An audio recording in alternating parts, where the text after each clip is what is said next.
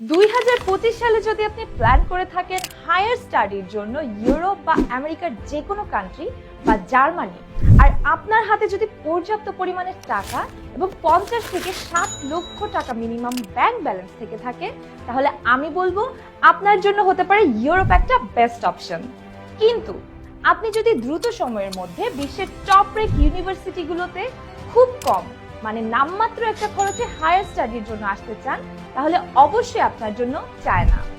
Apply করার জন্য রয়েছে ইংলিশ ডট অসংখ্য সাবজেক্ট, রয়েছে এক্সট্রা অর্ডিনারি রিসার্চ অপরচুনিটি এবং উন্নত লাইফস্টাইল।